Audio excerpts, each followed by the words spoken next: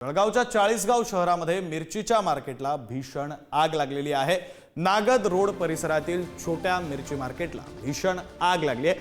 आगीमध्ये मिरचीची 7 ते 8 दुकानं जळून खाक झालेली आहेत। मार्केट जवळ उभ्या असलेल्या गाड्यांना सुद्धा भीषण आग लागलेली आहे। शॉर्ट सर्किटमुळे आग लागल्याची शक्यता वर्तवली जाते, तर जीवितहानी टळलेली आहे।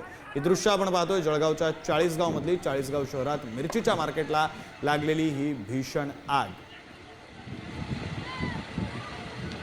आपले प्रतिनिधी सचिन गोसावी आपल्यासोबत फोन लाईन वरून जोडले गेलेले आहेत। अधिकचा तपशील त्यांच्याकडून घेऊ। सचिन,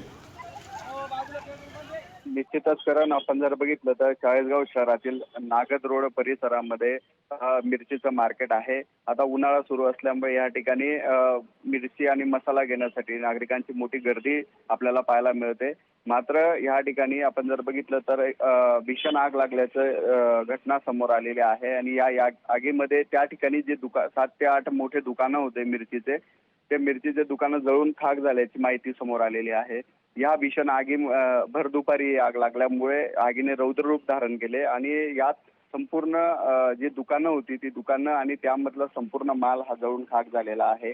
आपण जर बघितलं तर त्या मार्केटच्या शेजारीच पेट्रोल पंप होता आणि बाजार मार्केट असल्यामुळे त्या ठिकाणी अनेक वाहनं देखील पार्क करण्यात आलेली होती।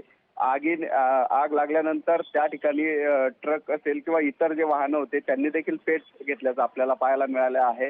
त्यामुळे परिसरामध्ये अचानक मोठ्या प्रमाणात आगीने रौद्र रूप धारण केल्यामुळे परिसरात नागरिकांमध्ये देखील भीतीचं वातावरण निर्माण झालं होतं।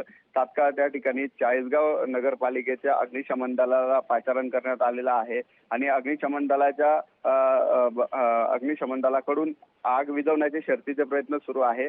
यात महत्वाचं म्हणजे त्या ठिकाणी पेट्रोल पंप आहे। पेट्रोल पंपाच्या शेजारी अनेक गाड्या उभ्या होत्या, त्यातील काही वाहनांनी पेट देखील घेतला आहे। त्यामुळे पेट्रोल पंपाला कुठल्याही पद्धतीचे आग लागू नये म्हणून अजून देखील आग विझवण्याचे शर्थीचे प्रयत्न सुरू आहे।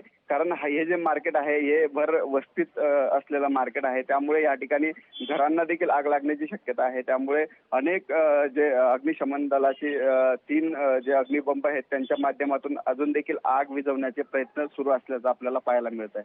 करण, बरं, धन्यवाद। ताजे अपडेट्स घेत राहू सचिन। धन्यवाद दिलेल्या सगळ्या सविस्तर तपशिलांसाठी।